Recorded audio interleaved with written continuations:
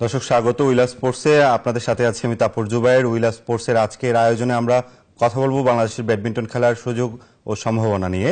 আমাদের সঙ্গে রয়েছেন এই মুহূর্তে এনায়েতুল্লাহ খান, সাবেক জাতীয় চ্যাম্পিয়ন এবং বর্তমানের নারী এককের রানার্স আপ ও ডাবলসের চ্যাম্পিয়ন এলিনা সুলতানা।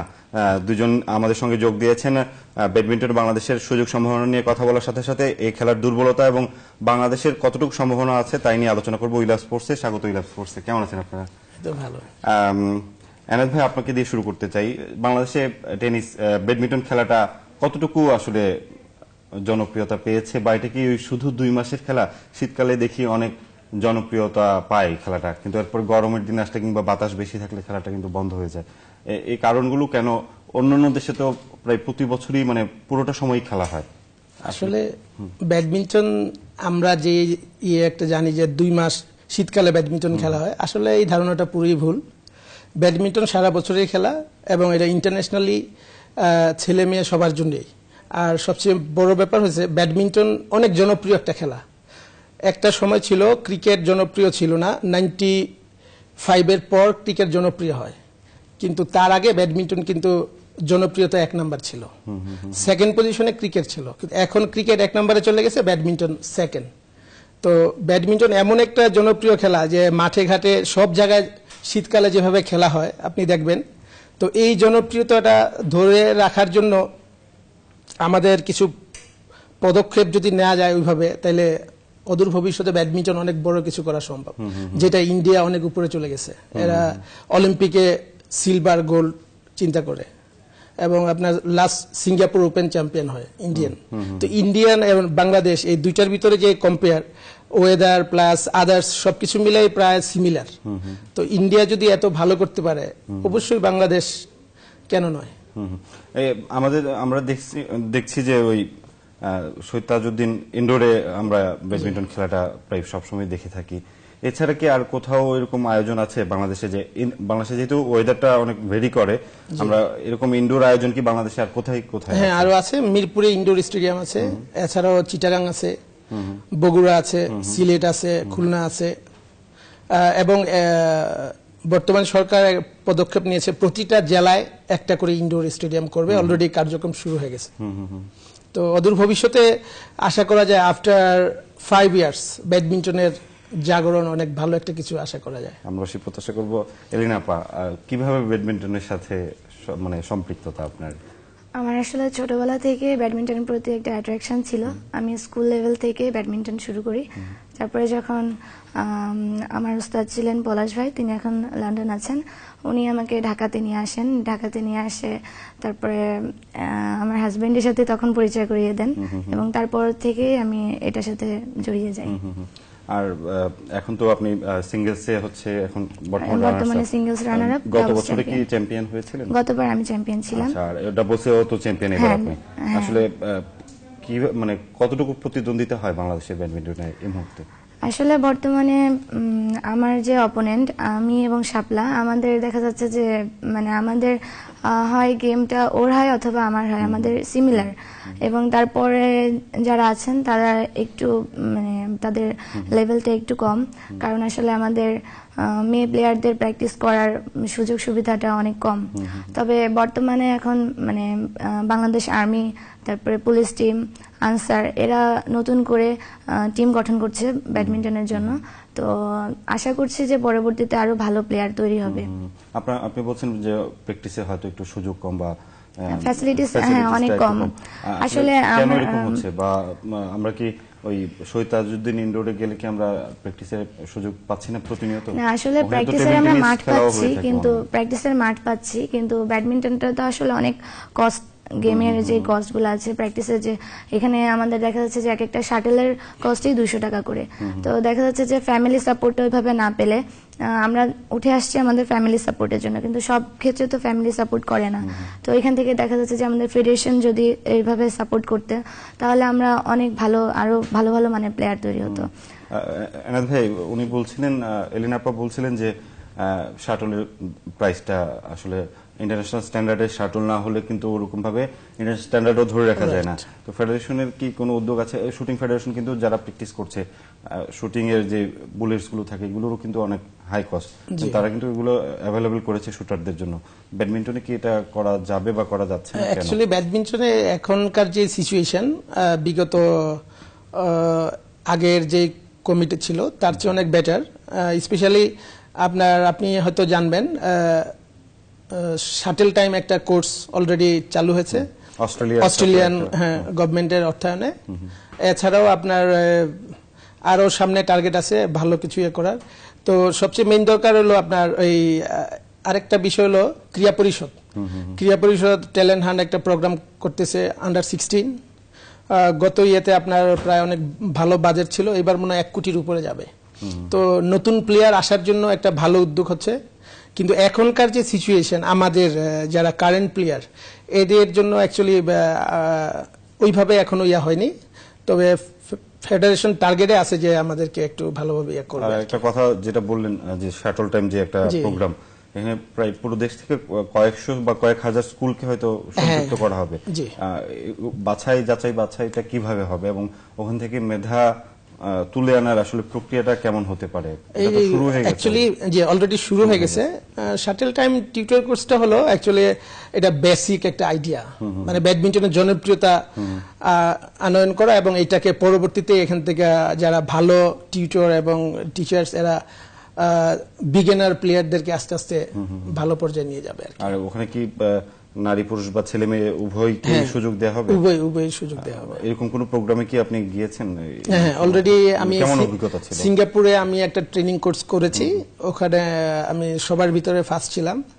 তারপরে আমি এলিনা মালয়েশিয়া ট্রেনিং করেছিলাম লাস্ট ইয়ার। ওইখানেও আমি খুব ভালো করেছিলাম। তো নেক্সট নেপালে গিয়েছিলাম, ওখানে ওই প্যারা অলিম্পিক ছিল, ওখানে ওই ট্রেনিং কোর্স ছিল। নেপালে তো আপনারা নেপালে আমরা লেভেল 1 ট্রেনিং কোর্স। ওইটার একটা অভিজ্ঞতা যদি শেয়ার করেন, আসলে অন্যান্য দেশগুলো কিভাবে এগিয়ে যাচ্ছে? শ্রীলঙ্কাও তো মোটামুটি ভালো ব্যাডমিন্টন খেলে থাকে, ভারত তো এগিয়েই যাচ্ছে। আমাদের আসলে তাদের পৃষ্ঠপোষকতার অভাব নেই। আমাদের দেশে যেটার অভাব সেটা হচ্ছে কারণ আমি লাস্টলি 2011-এ ইন্ডিয়াতে সিন্ধু যে এখন অলিম্পিকে সিলভার মেডেলিস্ট, তার সাথে আমি 17-এ গিয়ে লস করেছিলাম। তো 21-এর গেমে 17 কিন্তু অনেক ভালো পয়েন্ট। তো দেখা যাচ্ছে তার পরবর্তীতে তার লেভেলটা চলে গেল অনেক হাই লেভেলে এবং আমরা দেশে ফিরে আসার পরে আমরা প্রপারলি যে প্র্যাকটিস করা বা প্র্যাকটিসটাকে ধরে রাখা সেরকম কোনো সিচুয়েশন আমাদের হয়ে ওঠেনি, যার কারণে কিন্তু আমরা ডে বাই ডে পিছিয়ে যাচ্ছি। মানে যে অবস্থানে আছে সে অবস্থানে আমরা এসএ গেমসে আমরা মানে লেডিস টিম দুবারই আমরা পাকিস্তানকে হারিয়ে আমরা ব্রোঞ্জ মেডেলিস্ট হয়েছি। তো দেখা যাচ্ছে যে পাকিস্তানের থেকেও কিন্তু 2-3 জন করে অনেক ভালো প্লেয়ার ইন্ডিয়ার সাথে ফাইট দিচ্ছে, কিন্তু আমরা সেই অবস্থানে যেতে পারছি না, কারণ তারা সেই প্র্যাকটিস ফ্যাসিলিটিসটা পাচ্ছে। তারা দেশের বাইরে তাদের নিজেদের দেশে রেখে প্র্যাকটিস করাচ্ছে এবং দেশের বাইরেও তারা প্র্যাকটিস করানোর জন্য পাঠাচ্ছে। মালয়েশিয়াতে দেখা যাচ্ছে যে 2-3 জন যারা টপ লেভেলে আছে তাদেরকে বাইরে ট্রেনিং এর জন্য পাঠানো হচ্ছে এবং তারা সেই 2-3 জন দিয়েই কিন্তু আসলে দেশের নামটা তৈরি হয়ে যায়। তারপরে দেখা যাচ্ছে যে সেই 2-3 জনই আরো পরবর্তীতে আরো 4-5 জন তৈরি করলো, এভাবেই তো আসলে দেশ এগিয়ে যায়। তো মালদ্বীপ, শ্রীলঙ্কা, তারপরে পাকিস্তান এরা যারা আছে তারা দেখেছে সবকিছু মালয়েশিয়াতে, কেউ চায়নাতে গিয়ে ট্রেনিং এর ব্যবস্থা সুবিধা পাচ্ছে, কিন্তু আসলে আমরা তো ওভাবে এখনো সেই সুবিধা পাইনি। লেডিসদের ব্যাপারে আমি আরেকটা কথা বলি, ও যেটা বললো যেমন নেপাল নাম্বার 1 লেডিস, ওই মেয়েকে বিট করে, ও আপনার নেপাল আর্মির মেজর। আর এলিনা আর্মি টিমে আছে, কিন্তু ওকে অফার করা হচ্ছে যে এজ এ সোলজার হিসেবে চাকরি। তো ওই মেয়ে হলো ইন্টার পাস, আর এখানে মাস্টার্স করেও তাকে মানে কম্পেয়ারটা কত তো আমরা ওকে যদি সাপোজ মেজর করে তাহলে সে অবশ্যই ওখানে জয়েন করতো। তো আমাদের লেভেলটা অ্যাকচুয়ালি এখনো গ্রো আপ হয়নি ওইভাবে। আসলে সেনাবাহিনী টিমটা তো এই নতুন করেছে। তারপর আমি এটা বলবো যে মানে সেনাবাহিনী টিমটা মেয়েদের জন্য অনেক সাপোর্ট করছে। যেরকম আমাদের মেজর যে আছেন তাহমিনা স্যার, সে প্রত্যেকটা ইভেন্টে, শুধু ব্যাডমিন্টন না, প্রত্যেকটা ইভেন্টের মেয়েদেরকে তিনি মানে নিজের বোনের মতো করে, নিজের মেয়ের মতো করে তারা খোঁজ খবর নিচ্ছেন, এবং তিনি তার কাজ ফেলে রেখে দেখা যাচ্ছে যে আমাদের খেলা হচ্ছে, অনেক রাত হয়ে যাচ্ছে, সে নিজে সেখানে চলে আসছেন। তো দেখা যাচ্ছে যে এখন নতুন এটা করেছে, হয়তো ভবিষ্যতে কি করবেন মানে আমাদের বাংলাদেশ থেকে তো সেটা বলতে পারছি না। যেরকম নেভিতেও অনেক ভালো অপরচুনিটি আছে যে অফিসার লেভেলে জয়েন করা। তো আশা করবো যে সেনাবাহিনী যেহেতু এগিয়ে আসছেন, হয়তো সেনাবাহিনী তো ডে বাই ডে এরকম ধরনের অপরচুনিটি মেয়েদের জন্য আমরাও হবে। দেখেছি মহেন্দ্র সিং ধোনি কিন্তু ভারতের ক্যাপ্টেন, সাবেক ক্যাপ্টেন, উনি কিন্তু অনারারি কর্নেল ভারতীয় সেনাবাহিনী। এবং অনেক জায়গায় অনেক ক্রিকেটার ফুটবলারকে দেখা যায় যে বিভিন্ন দেশের ডিফেন্সের দলগুলো, ডিফেন্সের অনেক ভালো সংস্থাগুলোতে অনেক ভালো পজিশন দেওয়া হয়ে থাকে, খেলোয়াড়দেরকে এইভাবে অনার করা হয়ে থাকে। বাংলাদেশেও নেভিতে অনেক হকি খেলোয়াড়কেও নেওয়া হয়েছে, ফুটবলারকেও নেওয়া হয়েছে।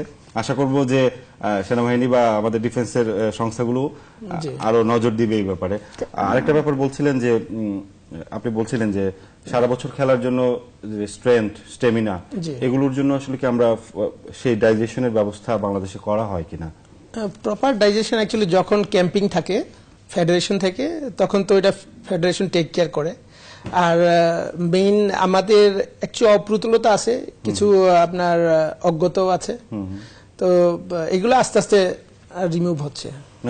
ইন্ডিয়ানরা যে একটা স্ট্রাকচারের মধ্যে নিজেদেরকে ওরা তো অ্যাকচুয়ালি ডিসিপ্লিন, ফুড সায়েন্সটাও খুব ইম্পর্টেন্ট একটা ইস্যু। মানে এশিয়ান ব্যাডমিন্টন খেলোয়াড়রাই কিন্তু বিশ্ব পাচ্ছে, 80% খেলোয়াড়ই হচ্ছে এশিয়ান। দেখা যাচ্ছে যে Singapore, Indonesia, Malaysia, Japan, Korea, চীন, থাইল্যান্ডও এগিয়ে যাচ্ছে। সেক্ষেত্রে আমরা কি ফুড সায়েন্সের উপর একটু গুরুত্ব দিতে পারি না, যেন আমাদের ব্যাডমিন্টনটা আরেকটু এগিয়ে যায়? ফুড সায়েন্সে যেহেতু আমি স্ট্রেংথ, স্টেমিনা পাবো, আমার পেশিগুলো আরো বেশি সবল হবে, এই ব্যাপারে কি আমাদের কি আরো মনোযোগ দেওয়া উচিত? হ্যাঁ, অবশ্যই আরো মনোযোগ দেওয়া উচিত। আর আমাদের প্রেক্ষাপটটা অ্যাকচুয়ালি বেসিকটা যেভাবে তৈরি হয়, আমাদের অ্যাকচুয়ালি প্যারেন্টস যারা আছেন ওনারা অ্যাকচুয়ালি এখনো আপনার ফুডিং এর উপরে, সুষম খাবারের উপরে অত ভালো জ্ঞান গ্রো আপ হয়নি। তবে আমাদের যে স্পোর্টস এর যে এটা আস্তে আস্তে ডে বাই ডে ইনক্রিজ হচ্ছে। এখন কোচেস ট্রেনিং করেছেন দুজনেই, দুজনেই কোচেস ট্রেনিং করেছেন।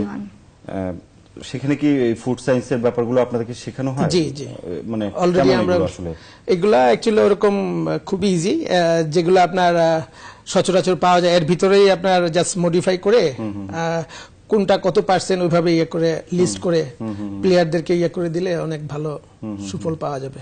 বাংলাদেশে কি এটা মানে অ্যাপ্লাই করার সুযোগ আছে কিনা? অবশ্যই আছে।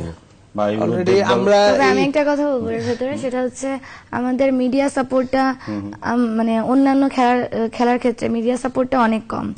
যেরকম ধরেন আমাদের জুনিয়রদের ওরা হচ্ছে ইন্টারন্যাশনালি ওরা গোল্ড পেয়েছে কিন্তু ব্যাডমিন্টনে, এবং আমরা সিনিয়ররা সেই টাইমে আমরা নেপাল ওপেন ইন্টারন্যাশনাল খেলতে গিয়েছিলাম। সেখানে আমি এবং শাপলা আমরা ডাবলস ব্রোঞ্জ মেডেলিস্ট এবং মিক্সড ডাবলসও ব্রোঞ্জ মেডেলিস্ট। তো এটা কিন্তু বাংলাদেশের জন্য কিন্তু অনেক বড় একটা ব্যাপার, কারণ ইন্টারন্যাশনাল টুর্নামেন্টে রেজাল্ট করা কিন্তু অনেক ডিফিকাল্ট। তো সেই হিসাবে আমরা যে এরকম বড় একটা রেজাল্ট করে আসছি, তো মিডিয়া সাপোর্টটা কিন্তু আমরা পাইনি।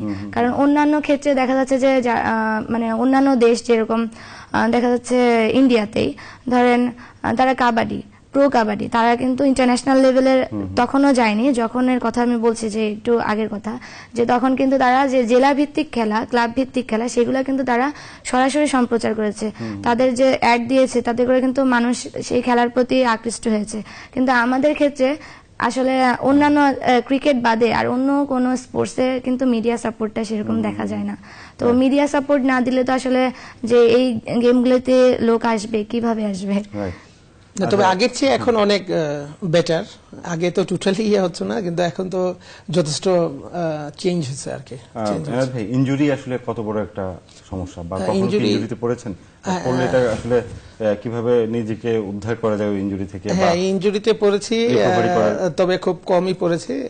লাস্ট আমি 2010-এর কথা বলছি, সামার ওপেন খেলার আমি জাস্ট অ্যাক্সিডেন্ট করেছিলাম। তো ডাক্তার বলেছিল যে 6 মাস রেস্ট।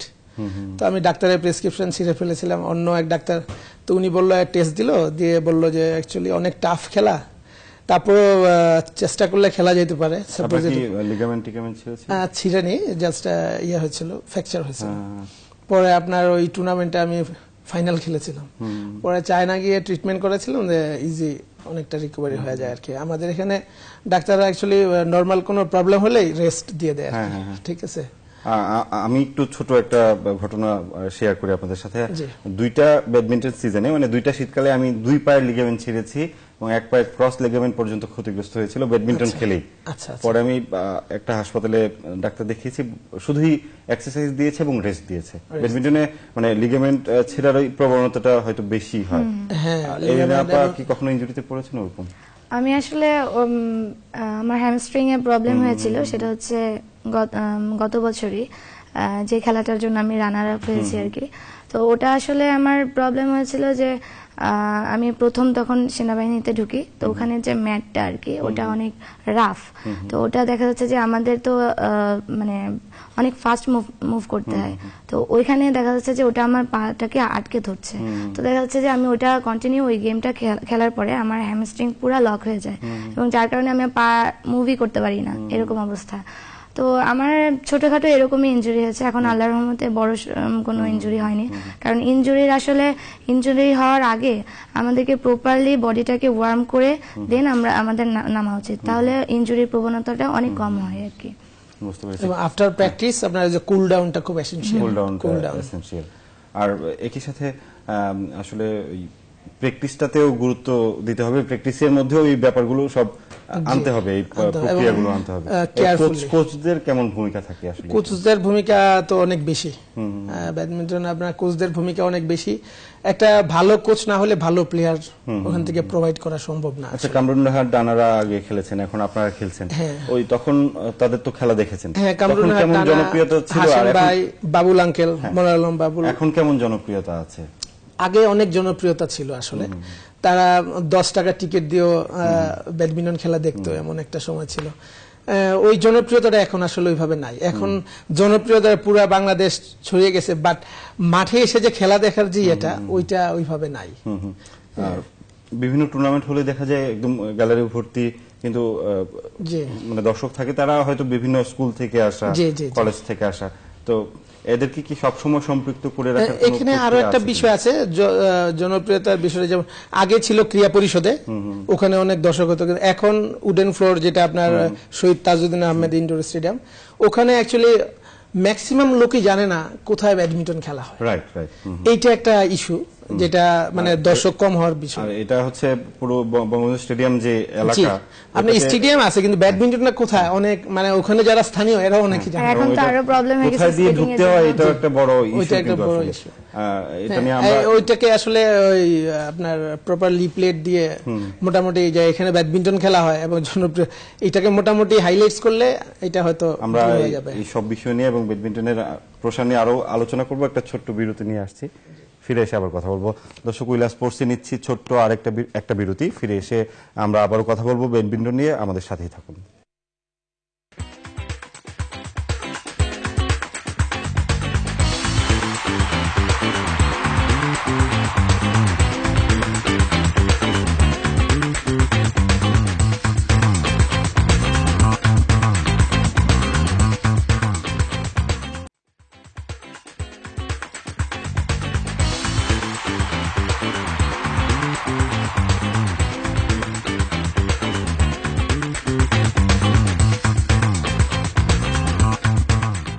দর্শক, আবারও স্বাগত উইলা স্পোর্টসে। আমরা কথা বলছিলাম ব্যাডমিন্টনে বাংলাদেশের সুযোগ ও সম্ভাবনা নিয়ে। আমাদের সঙ্গে রয়েছেন এনায়েতুল্লাহ খান, সাবেক জাতীয় চ্যাম্পিয়ন, এবং এলিনা সুলতানা, সাবেক জাতীয় চ্যাম্পিয়ন। আমরা কথা বলছি তাদের সাথে।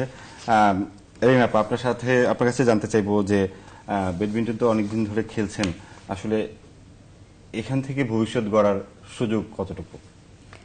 আসলে এখন বর্তমানে বাংলাদেশের যে অবস্থা আর কি, ট্রুলি বললে যে ব্যাডমিন্টন থেকে মানে ফিউচারে কিছু করা, এটা মানে অতটা সম্ভব না আর কি।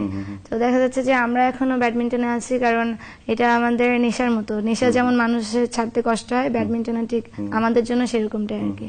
তো যদি ভবিষ্যতে আমাদের সরকার তো এখন অনেক ভালো ভালো পদক্ষেপ নিচ্ছেন সব স্পোর্টসের জন্য, যদি আমাদের ফেডারেশনে যারা আছেন, আমাদের স্পোর্টস মিনিস্ট্রিতে যারা আছেন, সবাই মিলে যদি প্রত্যেকটা স্পোর্টসকে ভালোভাবে হাইলাইটস করেন এবং প্লেয়ারদের জন্য ভালো ভালো বিভিন্ন সুযোগ সুবিধা দেন, তাহলে হয়তো ভবিষ্যতে আরো ভালো কিছু করা সম্ভব হবে। কারণ প্রত্যেকেই তো আসলে চায় তাদের ফিউচারটা গড়তে, তো ফিউচার গড়তে এসে যদি এখানে শুধু সবাই ইনভেস্টই করে যায়, বিনিময়ে যদি তারা বেনিফিটেড না হয়, তাহলে তো সেখানে আসবেন না তারা। তো এখন বর্তমানে বিভিন্ন ক্লাবগুলিও এগিয়ে আসছে যে এটাতে করে তারা মানে ভবিষ্যতে হয়তো ওখান থেকে কিছু আর্ন করতে পারবে, কিন্তু আসলে কিছু কিছু দিয়ে তো আর ভবিষ্যৎ তৈরি হয় না। ভবিষ্যতের জন্য অনেক বড় বড় প্রতিষ্ঠানগুলোকে এগিয়ে আসতে হবে। আনন্দ ভাই, এলিনা আপা যেটা বলছিলেন যে হয়তো ভবিষ্যৎ নিজেরা গড়ে নিতে পারবে, এটা 2-4 জন হয়তো পারবে, 4-5 জন হয়তো পারবে, কিন্তু আরো শত শত যারা খেলোয়াড় পাইপলাইনে আছে তাদের জন্য আসলে কি আরো সুব্যবস্থা থাকা দরকার? হ্যাঁ, অবশ্যই দরকার। আমরা অ্যাকচুয়ালি আমাদের এখন যে অবস্থা, আমরা প্লেয়ার হিসেবে ইন্টারন্যাশনালি এখন অত ভালো কিছু না করতে পারলে আমরা কোচ হিসাবে আমরা বাংলাদেশকে অনেক কিছু দিতে চাই, এবং ওই জন্য আমরা ট্রেনিং যত ধরনের আছে করে আসতেছি। ফিউচারে আমাদের টার্গেট যে বাংলাদেশ থেকে অন্তত আরো অনেক ভালো প্লেয়ার তৈরি করা, স্কিলফুল, স্পেশালি স্পিড পাওয়ার। এখন তো খেলাটাই স্পিড পাওয়ারে চলে গেছে, টেকনিক এবং ট্যাকটিক্যাল অনেক। তো এগুলা যাতে আরো ভালোভাবে করতে পারি, ওইটা আমাদের ভিতরে চেষ্টা করতেছি আমরা, যেন আরো অন্তত বাংলাদেশ থেকে এবারই আমার 4টা প্লেয়ার ন্যাশনাল টিমে ঢুকেছে। সামনে টার্গেট যে আরো অনেকগুলা যেন আসে এবং স্কিলফুল যেন হয়, এটা আমি তো জেনেছি আপনাদের একটা একাডেমিও আছে, ওখান থেকে আসলে কিভাবে খেলোয়াড়দের আমাদের তাদের মধ্যে কেমন সম্ভাবনা দেখছেন? আমি জুনিয়র লেভেল, একদম বিগিনার থেকে জুনিয়র। আর এরকম একটা একাডেমির আসলে প্রয়োজনীয়তা বা গুরুত্ব কেমন বাংলাদেশে? অবশ্যই অনেক ভালো। বাংলাদেশে অনেকগুলো একাডেমি হয়ে গেছে অলরেডি। আমাদেরটা হলো অ্যানালিনা, মানে এনায়েত আর এলিনা মিলে অ্যানালিনা ব্যাডমিন্টন। আপনাদের দম্পতির সম্পর্ক এবং আপনাদের ব্যাডমিন্টনের প্রতি ভালোবাসা এবং নিজেরা কিভাবে ভালোবাসায় জড়িয়েছেন, এসব নিয়ে আলোচনা করবো। আপনি জি, তো এইখানে আমার যে জুনিয়র প্লেয়ার গুলো আছে, খুলনাতে কিছু প্লেয়ার তৈরি হয়েছে এবং ঢাকাতে। তো আমার এদের বিগিনিং অবস্থায় আছে, তো আশা করা যায় যে 2 বছরের ভিতরে এরা মোটামুটি একটা ভালো লেভেলে পৌঁছবে।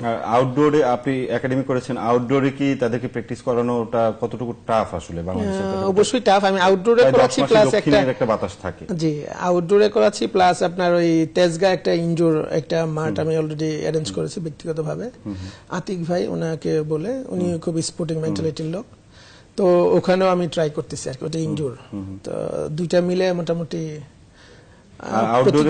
কিভাবে খেলা চালিয়ে যেতে পারে এখানে। অ্যাকচুয়ালি খেলার চেয়ে মেইনলি ফিটনেস ট্রেনিংটা এসেনশিয়াল, স্কিল আর ফুটওয়ার্ক। আপনার 6 পয়েন্ট আছে, ফুটওয়ার্ক আর ওই শাটল দিয়ে যে খেলাটা, ওইটার প্রয়োজনীয়তাটা অপেক্ষাকৃত কম।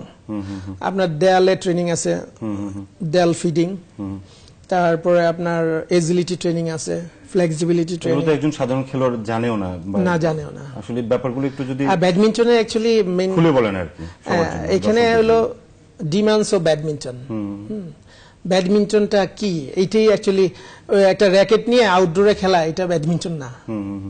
ব্যাডমিন্টনের প্রপার যে গেম, আপনি যখন ইন্টারন্যাশনালি দেখেন, এই যে আপনার স্টার স্পোর্টসে, তখন তো বোঝেন যে ব্যাডমিন্টন কত অ্যাক্রোবেটিক একটা গেম।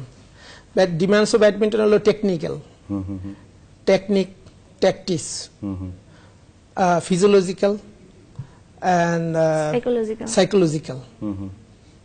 ওকে, এখানে যে ইয়েটা কি, টেকনিকটা কি, যে how to use the net shot, drop shot, clear, smash, সবাই মারতেছে কিন্তু পারফেক্টলি কাটটা হচ্ছে, পারফেকশনটা, এইটা হলো টেকনিক।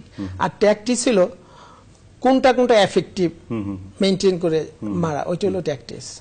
আর ফিজিক্যাল হলো আপনার কোন কোন পার্টে আপনি স্ট্রেংথ বাড়াবেন, থাই মাসেল, কাপ মাসেল, শোল্ডার, আপনার রিস্ট ওয়ার্ক, কোন কোন অ্যাঙ্গেলে আপনার তারপরে কার্ডিওভাস্কুলার, দিস ইজ ফিজিক্যাল। এলিনা আপা, এখন তো আগে আমরা যে নিয়মগুলোর মধ্যে দিয়ে ব্যাডমিন্টন খেলেছি, এখন কি সেই নিয়মগুলো আছে না নিয়মের পরিবর্তন এসেছে? নিয়মের যেরকম আগে ছিল 15 পয়েন্টে, এখন তো 21 পয়েন্টের গেম চলে আসছে।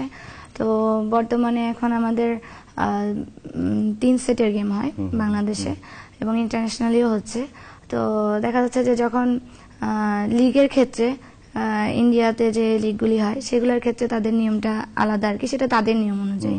কিন্তু আমাদের ওই যে দেশের নিয়মটা, নিয়ম শুধু। হ্যাঁ ওটা শুধু হচ্ছে লিগে, এটা আমাদের দেশে যদি আমরা লিগ করি তখন দেখা যাচ্ছে যে আমরা 11 পয়েন্টও খেলতে পারি 5 সেটের গেম। এটা হচ্ছে আপনার মানে লিগটা হচ্ছে যে যে দেশে হচ্ছে তাদের ইচ্ছা অনুযায়ী।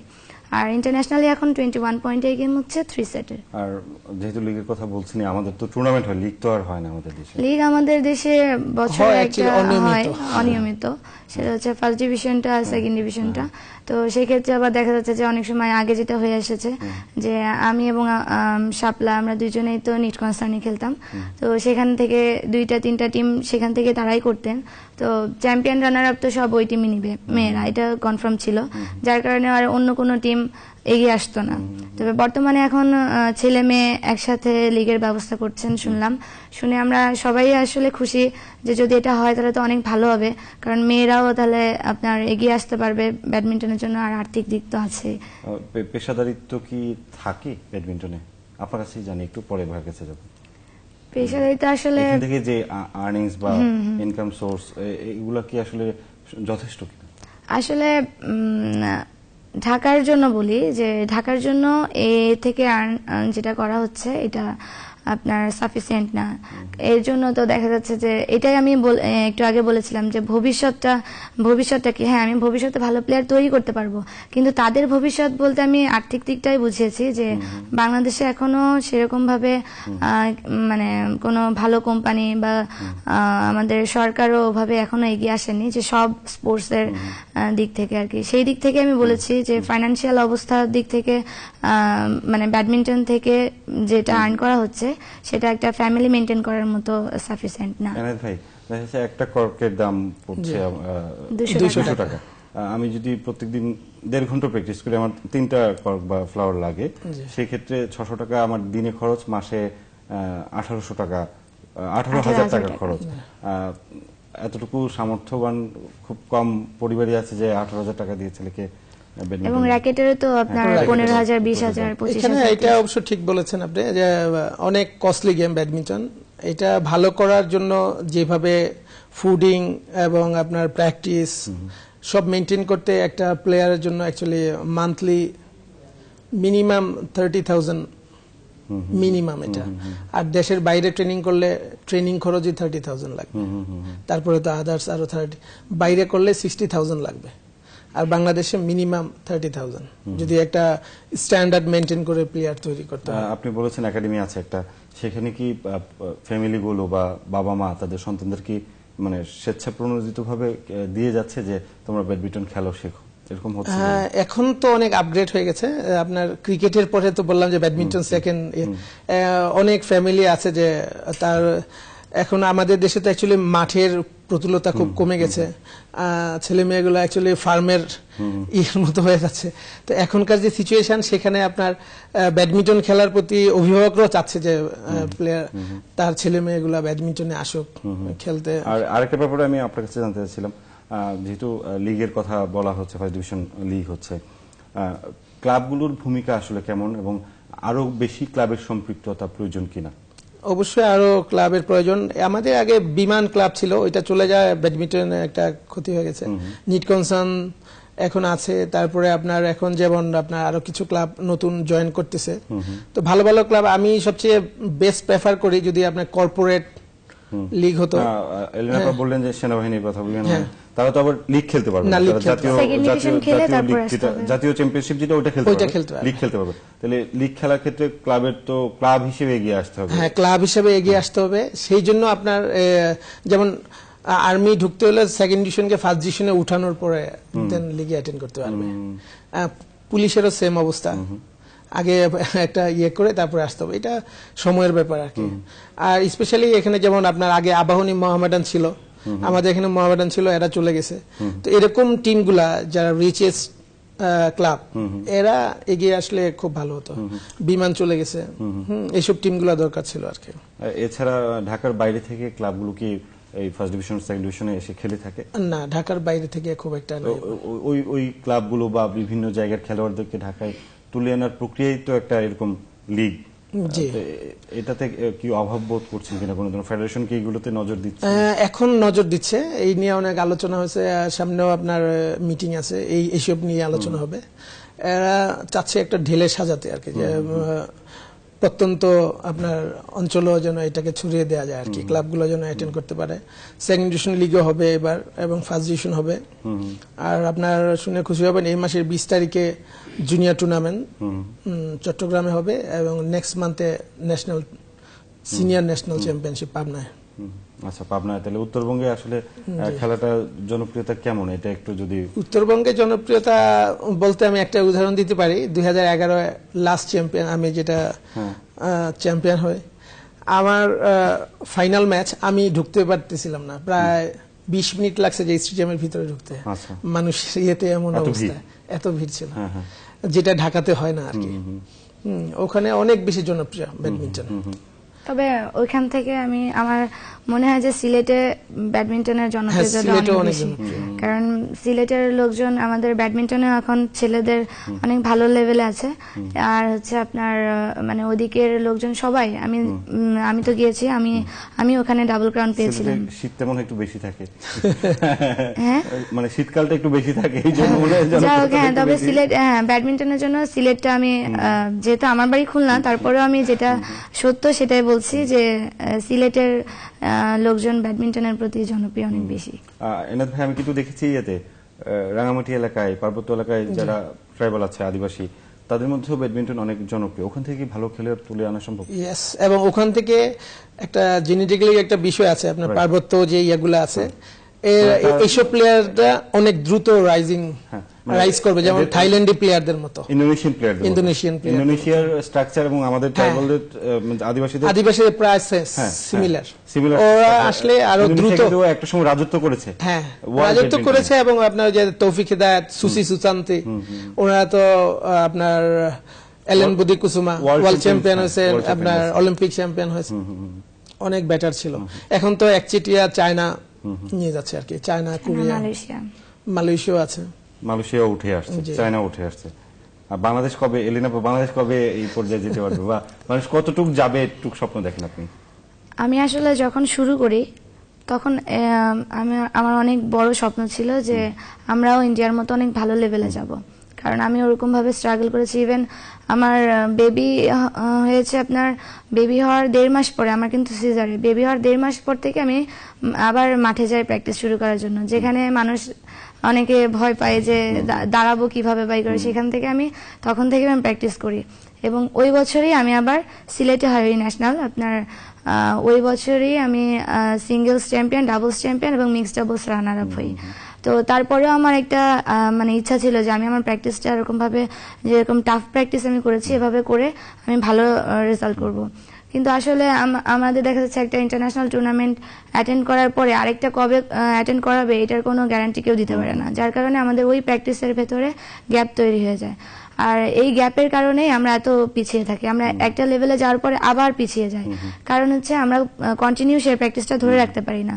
তো এখন বর্তমানে যে অবস্থা বলছে সেটা যদি আমি আগেও আপনার যত সাক্ষাৎকার দিয়েছি সেখানে বলেছি যে আমাদের প্র্যাকটিসটা যদি কন্টিনিউ করাতে পারে তো আমাদের পক্ষে আপনার রেজাল্ট করা সিলভার পাওয়ার পর্যন্ত, কারণ গোল্ডটা এখন অত বড় স্বপ্ন দেখে লাভ নেই, সিলভার পর্যন্ত আমাদের যাওয়া পসিবল। লেভেলে আমরা গোল্ডের স্বপ্ন এখনো দেখতে, সাবকন্টিনেন্ট লেভেলে গোল্ড পেলে তো আমরা অলিম্পিকেও পাবো, কারণ আমাদের ইন্ডিয়া এখন রাজত্ব করছে হচ্ছে ইন্ডিয়া। তো আমাদের এই সাউথ এশিয়ান গেমস এর ভেতরে আমরা যদি আপনার টপে যেতে পারি তো আপনার ইন্টারন্যাশনালি তো ডেফিনেটলি যেতে পারবো, পদক নিয়ে আসা সম্ভব। তো এই যে আমাদের কন্টিনিউ প্র্যাকটিসটা হয় না, এই কারণেই তো আমরা পিছিয়ে পড়ি। এখনো বলছি যে এখনো যদি আমাদের এরকম ভালো প্র্যাকটিসের ভালো সুবিধা করে দেয় তাহলে আমরা ভালো রেজাল্ট করব। আমরা আরো আলোচনা করব ব্যাডমিন্টন নিয়ে, ছোট আরেকটা বিরতি নিয়ে আসছি। দর্শক, উইলা স্পোর্টসে নিচ্ছি ছোট্ট আরেকটা বিরতি, সঙ্গী থাকুন।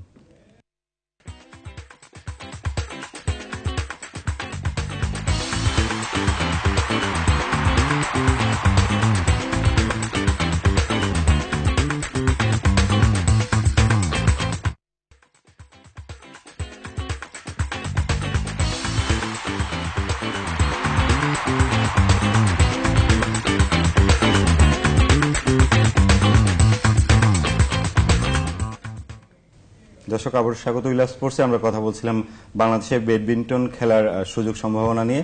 আমাদের সঙ্গে রয়েছেন এনায়েতুল্লাহ খান, সাবেক জাতীয় চ্যাম্পিয়ন, এবং আছেন এলিনা সুলতানা, উনিও জাতীয় চ্যাম্পিয়ন। আমরা আবারও ফিরছি আলোচনায়। যেটা বলছিলেন যে প্র্যাকটিসটা আসলে খুব ডিমান্ড করে। আমরা দেখা যায় যে একটা এশিয়ান, সাউথ এশিয়ান পর্যায়ে কোনো একটা টুর্নামেন্ট হলে আমরা 27 মাস হয়তো ট্রেনিং করাচ্ছি, এরপর হচ্ছে আমাদের আর ওই ট্রেনিং কন্টিনিউশনটা হচ্ছে না। সেক্ষেত্রে এই খেলোয়াড়রা কিভাবে তাদেরকে নিজেদেরকে তৈরি রাখবে পরবর্তী টুর্নামেন্টের জন্য? অ্যাকচুয়ালি যেহেতু এটা ইন্ডিভিজুয়াল গেম, নর্মালি আমাদের দেশ ছাড়া অন্যান্য দেশে আপনার সবসময় কন্টিনিউ প্র্যাকটিসই রাখে। আমাদের দেশে যেটা 8-9 মাস প্র্যাকটিসে রাখার পর আমরা সবাই আমাদের নিজেদের মতো প্র্যাকটিসটা ধরে রাখার চেষ্টা করি আর কি। কারণ নিজের কারণে প্র্যাকটিসটা ধরে রাখতে হবে। আপনার পারফরমেন্স যদি ভালো রাখতে হয় সেক্ষেত্রে তো প্র্যাকটিসের বিকল্প নাই। এমনিতে কি কোচিং এ আছেন এবং একই সাথে খেলোয়াড়, আপনারা কি প্রতিনিয়ত প্র্যাকটিস করার সুযোগটা পান কিনা? এলিনা পা? হ্যাঁ, আমি তো এখন পাচ্ছি, কারণ আমার সেনাবাহিনীতে যেতে হয় সেখানে প্র্যাকটিসের জন্য, এবং সপ্তাহে 3 দিন আমি সেখানে প্র্যাকটিস করি এবং 3 দিন বাংলাদেশ পুলিশ টিমের সাথে প্র্যাকটিস করি আর কি, মানে তার কাছে। ভাই? জি, অ্যাকচুয়ালি আমার তো প্র্যাকটিসে ওরকম সমস্যা নাই এখন। স্পেশালি আপনার পুলিশ টিমকে ট্রেনিং করাচ্ছি, প্লাস আমি নিজে ট্রেনিং করছি, আমার একাডেমি ট্রেনিং করাচ্ছি, অগ্র ট্রেনিং দিচ্ছি একসাথে। তো আলটিমেটলি ভালোই আছে, অনেক ব্যস্ত সময় যাচ্ছে আর কি। এলিনা পা, অনেকে তো বা হাতে খেলে থাকে, অনেকে ডান হাতে খেলে থাকে। আসলে ওখানে কিন্তু অনেক ধরনের ফাঁদ থাকে, অনেক ধরনের কৌশল থাকে। এগুলো কেমন আসলে? এই ক্ষেত্রে আপনি কোন হাতে খেলেন এবং আপনার অপোনেন্ট যদি কেউ অন্য হাতে খেলে থাকে তাদের মধ্যে কেমন প্রতিদ্বন্দ্বিতা হয় আপনার কাছে? আসলে লেফট হ্যান্ডে যারা খেলে তাদের স্ট্রোকে একটু প্রবলেম হয় আর কি, যে অপোনেন্ট, আমি ডান হাতে খেলি, তো দেখা যাচ্ছে যে অপোনেন্ট যে কোনো গেমের ক্ষেত্রে আপনার, আমরা ইন্টারন্যাশনালি বলছি আর কি, কারণ বাংলাদেশে এরকম অসুবিধা হয় না কারোর সাথে খেলতে। তো তাদের আসলে সবার ক্ষেত্রে প্রথম খেলছি, তো সেটা ডান হাত হোক আর বাম হাত হোক, তো দেখা যাচ্ছে যে প্রথম 5-6 পয়েন্ট একটু প্রবলেম হয়, পরবর্তীতে ওটা মানে আমরা তখন ওটা বুঝতে পারি যে কোনটা কিভাবে আসছে কি যাচ্ছে। আর ভবিষ্যৎ কি পরিকল্পনা আছে? আসলে দেখা যাচ্ছে যে একটা লেভেল পর্যন্ত চলে এসেছেন, এখন কোচের ট্রেনিংটাও করে ফেলেছেন, খেলা তো ছেড়ে দিতে হবে হয়তো। আমি এখনো বলছি না যে না, ওটা তো আসলে ফিজিক্যালি যতদিন ফিট আছে ততদিন আর কি। তো কি। সেক্ষেত্রে ভবিষ্যতে ব্যাডমিন্টনের সাথে কতদিন থাকতে চান? আসলে ব্যাডমিন্টনের সাথে আমার কমই ইচ্ছা ছিল যে আমি আরো কম সময় থাকবো, যে কতদিন চ্যাম্পিয়নশিপ বা মানে ফাইনালিস্ট থাকবো সে কতদিনই খেলার ইচ্ছা ছিল। তো এখন আমার হাজবেন্ড দেখছি সে বিভিন্ন ফেডারেশনের বিভিন্ন পোস্টে আমাকে ইনভলভ করার চেষ্টা করছে। তো আমার অতটা ইচ্ছা না থাকলেও তার ইচ্ছার জন্য দেখা যাচ্ছে যে যতদিন এই যে কোনো নতুন আমাদের ওয়ার্ল্ড ব্যাডমিন্টন ফেডারেশন থেকেও মেয়েদের জন্য বিভিন্ন ধরনের পোস্টার দিচ্ছে আর কি, তো এটা নিয়ে দেখা যাচ্ছে যে অনেক রকমের তো একটা ক্লাস তৈরি হয়ে যায় আর কি ভিতরে ভিতরে। তো আমি চিন্তা করেছি যে যা হওয়ার সে সবকিছু দেখলো, আর যদি থাকলো ফেডারেশনের কোনো পদে থাকলে থাকলাম, না থাকলে নাই আর কি। তো এটা নিয়ে আমার ভবিষ্যতে, মানে এটা নিয়ে আমার কোনো বড় আকারের পরিকল্পনা নাই। ভাই, ভবিষ্যতে নিজেকে ব্যাডমিন্টনের কোথায় দেখতে চান, আর একই সঙ্গে বাংলাদেশ ব্যাডমিন্টনকে আসলে দক্ষিণ এশিয়ার কোথায় রাখতে চান? এই মুহূর্তে বাংলাদেশের অবস্থানটা কোথায় এবং ভবিষ্যতে কোথায় রাখবেন? অ্যাকচুয়ালি দক্ষিণ এশিয়া এখন আমাদের অবস্থা ব্রোঞ্জ তো আছে, ফিউচারে চাই অন্তত সিলভার তো অবশ্যই। আর অ্যাকচুয়ালি ইন্ডিয়া 20 ইয়ার্স প্ল্যান করে এরা এত ভালো লেভেলে অলিম্পিকে সিলভার পেয়েছে এবং বিভিন্ন টুর্নামেন্টে গোল্ডও পাচ্ছে। তো এদের 20 ইয়ার্স প্ল্যানে যদি এইখানে সম্ভব হয়, আমরা আমাদের মেধা তাদের চেয়ে কোনো অংশে কম না। আমাদের উচিত অবশ্যই অন্তত এরকম 10 to 15 ইয়ার্স প্ল্যানিং করে দীর্ঘমেয়াদী ট্রেনিং যদি করানো হয়, এবং প্লেয়ার, আমাদের তো কোচের অভাব ছিল, এখন আস্তে আস্তে তো অনেকটা কাভার হয়ে যাচ্ছে, ভালো ভালো কোচ আসতেছে। তো এটা যদি লং টার্ম ট্রেনিং করানো হয়, এখান থেকে আশা করা যায় যে ফিউচার আমাদের অবশ্যই অনেক ভালো কিছু। ইন্ডিয়ার সাথে আমরা সিমিলার একটা পর্যায়ে যাওয়ার টার্গেট। ভবিষ্যতে যদি ব্যাডমিন্টন খেলোয়াড়রা যারা উঠে আসবে তাদের জন্য কি পরামর্শ থাকবে? তারা কিভাবে খেলবে এবং কিভাবে ব্যাডমিন্টনকে আসলে পাখির চোখ করবে যেন ভবিষ্যতে সফলতা পায়? আসলে আমরা তো প্লেয়ারদেরকে আসার জন্য ইন্সপায়ার করি, তবে আমার ক্ষেত্রে এখন বর্তমানে আমার বলতে ইচ্ছা হচ্ছে এটাই যে আগে আমাদের ফেডারেশনে যারা আছেন মানে বর্তমান নারীদের দিয়ে নারীদের অতীত ক্ষেত্রে দিয়ে যোগ করে বলেন। হ্যাঁ সবার ক্ষেত্রে বলছি যে তাদের মেন্টালিটিটা আগে মানে অনেক ব্রড করতে হবে, কারণ দেখা যাচ্ছে যে আমাদের এই ফেডারেশন আসলো, তারা একটা পরিকল্পনা করলো যে 5 বছর বা 10 বছরের জন্য। তো দেখা যাচ্ছে যে তাদের বিপক্ষে যারা থাকেন আর কি, তারা তখন দেখা যাচ্ছে যে তাদের ইয়ে থাকে যে তারা ক্ষমতাটা কিভাবে নিবে, তাদের ক্ষমতার যে লোভটা আর কি। মানে আমি চাই যে 2 ফেডারেশন হোক 3 ফেডারেশন হোক, সবাই যেন একসাথে মিলেমিশে কাজ করে। কারণ দেখা যাচ্ছে যে এক ফেডারেশন আসলে তারা একটা কাজ করতে যাচ্ছে, আরেক গ্রুপ তারা হচ্ছে বাধা সৃষ্টি করছে, যে যেন কাজটা তাদের কোনো ভালো পরিকল্পনা যেন সফল না মেইন হয়। দরকার হলো সমন্বয় দরকার সবার টেনে ভিতরে। ধরার একটা হ্যাঁ, প্রক্রিয়া এই বাংলাদেশে না, প্রবণতাটা সব দেশেই আছে এবং এটা। হয়তো বাংলাদেশে একটু একটু বেশি। বেশি। আমরা দেখছি শীতকালে 2 মাস ধরে ছেলেপেলেরা খেলছে, খুব ভালো শাটলার বা ব্যাডমিন্টন খেলোয়াড়ও ওখানে দেখা যায়, কিন্তু তারাও 2 মাসই খেলে, তারপরে হয়তো তাদের শরীর ছেড়ে দেয়, ফিজিক্যাল স্ট্রেংথ থাকে না বা মনোযোগ থাকে না বা অন্য কাজের জন্য তারা উঠে আসতে পারছে না। তাদের জন্য কোনো পরামর্শ থাকবে কিনা? তাদের জন্য পরামর্শ হলো আপনার ওরা যখন শাটেল দিয়ে প্র্যাকটিস করতে পারবে না, বাতাস চলে আসবে, তারা যেন অন্তত ফুটওয়ার্ক এন্ড ফিজিক্যাল এই দুইটা যদি কন্টিনিউ রাখে, তা দিয়ে তারা ভালো পর্যায়ে চলে আসতে পারবে। অনলি মেইনলি দরকার, যেমন আমি নিজেও আপনার নারায়ণগঞ্জ, আমার সোনারগাঁও হলো আমার দেশের বাড়ি, ওখানে আমি ট্রেনিং করতাম, কারণ সারাক্ষণ ঢাকায় এসে ইয়ে করা যায়, তো ওখানে ফিজিক্যাল এবং আপনার ফুটওয়ার্ক করে বডিকে হালকা রাখার চেষ্টা করতাম এবং যেখানে যেখানে ল্যাকিংস আছে ওগুলো ঠিক রাখার চেষ্টা করতাম। এবং ওখান থেকে আপনার অ্যাকচুয়ালি অদম্য ইচ্ছা না থাকলে ব্যাডমিন্টনে ভালো করা অনেক। ওরা ক্লাবে কিভাবে জয়েন করবে? তাদের ওরা ক্লাবে জয়েন করবে, যখন সে ভালো করবে তাকেই ডেকে নিয়ে যাবে।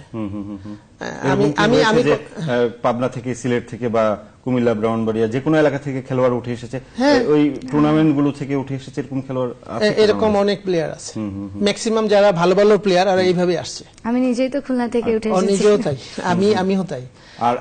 আর একটু হচ্ছে একটা ব্যক্তিগত প্রশ্ন, কিভাবে দুইজনের পরিচয়? এলিনা পাল। আসলে ব্যাডমিন্টন দিয়ে পরিচয় আর কি। তো কত বছর আগে বা কিছু কি মনে আছে? আসলে ওমান থেকে অনেক সিনিয়র, তখন আমি যখন আসি আমি বলেছি যে আমার কোচই তার কাছে পাঠায় আর কি। তো তখন এসে আমি তাকেই জিজ্ঞাসা করছি যে এনায়েত ভাইকে, তো তখন আমি আরো ছোটই ছিলাম আর কি। তো তখন থেকে আমি তাকে, ইভেন আমার বিয়ের পরেও দেখা যাচ্ছে আমি তাকে এনায়েত ভাই বলেই ডেকেছি আর কি।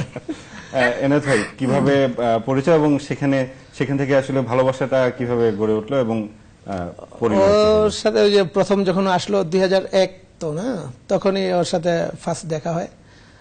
তো অ্যাকচুয়ালি খেলার মধ্যে তো জাস্ট খেলোয়াড় সুলভই ইয়ে ছিল, ওইভাবে আসলে ইয়ে হয়নি। কিন্তু ওর সাথে পরবর্তীতে যখন আপনার 2011 ন্যাশনাল চ্যাম্পিয়ন হওয়ার পরে, তারপরে আসলে ফ্যামিলিগতভাবে ওর সাথে আলাপ করে ওইভাবে আসলে এটা হয়। কিন্তু খেলাধুলা একসাথেই হয়েছে, ওর সাথে মিক্সড ডাবলস খেলেছি 2011-তে। আপনার আমরা ওই বাংলাদেশ লাভ ম্যারেজ না, অনেকে চিন্তা করে বাংলাদেশ সিরিজ, ওইটাতে আমরা ব্রোঞ্জ পেয়েছিলাম মিক্সড ডাবলসে, আর 2014 ন্যাশনালে রানার আপ ছিলাম। আমরা একদম শেষের দিকে। এলিনা পা, মাননীয় প্রধানমন্ত্রী শেখ হাসিনা কিন্তু ক্রীড়া বান্ধব একটা নীতি ধরে রেখেছেন এখনো পর্যন্ত। ওনার কাছে কিছু চাওয়ার আছে ব্যাডমিন্টনে, যেন আরেকটু সরকারি পৃষ্ঠপোষকতা বাড়ে, বা বেসরকারি পৃষ্ঠপোষকদেরও অনেক সময় এরকম সরকার প্রধানরা বা সরকারের উচ্চ পদস্থরা কিন্তু পুশ করে দিতে পারেন, যেন একটা পৃষ্ঠপোষকতা দেয় একটা টুর্নামেন্টে বা একটা খেলায়। এরকম কি কিছু স্বপ্ন দেখেন? আমাদের মাননীয় প্রধানমন্ত্রী আসলে উনি স্পোর্টস মাইন্ডেড অনেক, আর উনি আসলে আমি সাব গেমসেও দেখেছি উনি অনেক টাকা ইনভেস্ট করেছিলেন আমাদের ক্ষেত্রে। কিন্তু আসলে কি যে উনি হয়তো ওনার কাছে, আমাদের কাছে যেরকম একটা ইভেন্ট ব্যাডমিন্টন, কিন্তু ওনার কাছে তো আসলে শুধু একটা ইভেন্ট না, উনি উচ্চ পদস্থ যে কর্মকর্তারা আছেন তাদের কাছে হয়তো তার মানে দায়িত্বটা হ্যান্ড ওভার করে দিচ্ছেন, তারা আবার দিচ্ছেন দেখা যাচ্ছে যে আমাদের যারা ফেডারেশনের আছে। তো তাদের কাছে আমার রিকোয়েস্ট এটাই যে তারা ব্যাডমিন্টন না, প্রত্যেকটা স্পোর্টসে যেন এরকম ভাবে যে টাকাটা তারা ইনভেস্ট করছে তারা যেন সেটার প্রতি খেয়াল রাখে যে প্রপারলি এটার ব্যবহারটা যেন হয়, মানে এবং প্লেয়ারদের জন্য যে তারা যেরকম বরাদ্দ করছেন যে টাকা পয়সা বা যে কোনো ফ্যাসিলিটিস, সেটা যেন প্রপারলি যার জন্য করা হচ্ছে তারা যেন পায়। এটার জন্য দেখা যাচ্ছে যে অনেক সময় আমাদের হাতে পর্যন্ত আমাদের হাত পর্যন্ত এসে পৌঁছায় না আর কি। তো তারপরেও দেখা যাচ্ছে যে তাদের এটা ছাড়াও যে একটা সরকারি চাকরির সুব্যবস্থা করে দেওয়া, যে যারা টপ লেভেলে প্লেয়ার যাবে এবং তাদেরকে বিদেশে ট্রেনিং এর জন্য পাঠানো। কারণ আসলে আমাদের দেশের আমরা যারা ভবিষ্যতে কোচ হয়ে যাবো, আমাদের লেভেলটা হয়তো একটু আপগ্রেড হবে কিন্তু অত বেশি উপরে যাবে না। তো আমরা যদি বিদেশ থেকেও ট্রেনিং করে আসতে পারি তো সেটাও আমাদের জন্য যেরকম বেনিফিশিয়াল, সেরকম প্লেয়ারদের জন্য, ভবিষ্যৎ প্লেয়ারদের জন্য হবে। তো তারা যদি আমাদেরকে টপ লেভেলে যারা থাকবেন তাদেরকে বাইরে ট্রেনিং এর ব্যবস্থা করেন এবং দেশের ভেতরে বাইরে থেকে কোচ এনে যে দেশের প্লেয়াররা যারা আছেন আর কি তাদেরকে উঠিয়ে আনার একই প্রশ্ন আপনার কাছে। আমার একটাই ইন্ডিয়া যেই পর্যায়ে চলে গেছে, ইন্ডিয়া আপনার একটা স্টেট চ্যাম্পিয়ন প্লেয়ার, সে আপনার থেকে রেলওয়েতে চাকরি পায়, ইন্ডিয়ান অয়েল কোম্পানিতে চাকরি পায়, স্টেট চ্যাম্পিয়ন। আর আমাদের ন্যাশনাল চ্যাম্পিয়ন তার চাকরির জন্য অনেক ভালো রেজাল্ট করেও দাঁড়ে দাঁড়ে ঘুরতে হচ্ছে অনেকেরই, ঠিক আছে, গুটি কয়েক হয়তো ডিফারেন্ট। তো এই যে এইটাকে চেঞ্জ করতে হবে। স্পেশালি আপনার কিছু ব্যাংক আছে যারা ভালো প্লেয়ার, এদেরকে অবশ্যই ওখানে রিক্রুট করা উচিত। এবং আপনার বিভিন্ন আপনার কর্পোরেট হাউস আছে, এগুলাতে যেন যায় এবং এতে আপনার প্লেয়াররাও এনকারেজ হবে, অভিভাবকরা এনকারেজ হবে এবং ডে বাই ডে অবশ্যই ব্যাডমিন্টন অনেক ভালো একটা পর্যায়ে চলে যাবে। বসুন্ধরা গ্রুপ আছে বা বসুন্ধরা গ্রুপ আছে, অনেক স্কয়ার আছে, এরা এগিয়ে আসলে কি আমরা কি আরেকজন কামরুন নাহার ডানা পাবো কিনা? এক মাশরাফি যেমন বাংলাদেশ ক্রিকেটের আইডল, কামরুন নাহার ডানা যেমন ব্যাডমিন্টনের আইডল, এরকম কি ভবিষ্যতে আমরা খুঁজে পাবো কিনা? অবশ্যই পাবেন। এরকম কামরুন নাহার ডানা, আপনার ওই হাশেম ভাই, বাবুল আঙ্কেল, জিলানি ভাই, তারপরে আপনার মরিয়ম, ওনাদের মতো আরো অনেক। ও আরেকজন এলিনা বেগম, যিনি 9 বার চ্যাম্পিয়ন হয়েছিলেন। এলিনা সুলতানা তো প্রায় 6 বারের চ্যাম্পিয়ন। আমরা প্রত্যাশা করি আপনাদের কাছ থেকে আরো আপনারা বাংলাদেশ ব্যাডমিন্টনকে আরো সাপোর্ট দিয়ে যাবেন। আমরা শেষ করতে হচ্ছে আমাদের আজকের আয়োজন। অনেক ভালো থাকবেন এবং ব্যাডমিন্টনের সাথেই থাকবেন, বাংলাদেশ ব্যাডমিন্টনের প্রসারে কাজ করে যাবেন, এই প্রত্যাশাই রইল আপনাদের কাছে। অনেক ধন্যবাদ। দর্শক, উইলার স্পোর্টসের আজকের আয়োজন এই ছিল। ব্যাডমিন্টন নিয়ে আমরা কথা বলেছি অনেকক্ষণ। আগামীকাল ঠিক একই সময় দেখা হবে অন্য কোনো বিষয় নিয়ে। সে পর্যন্ত ভালো থাকুন সবাই।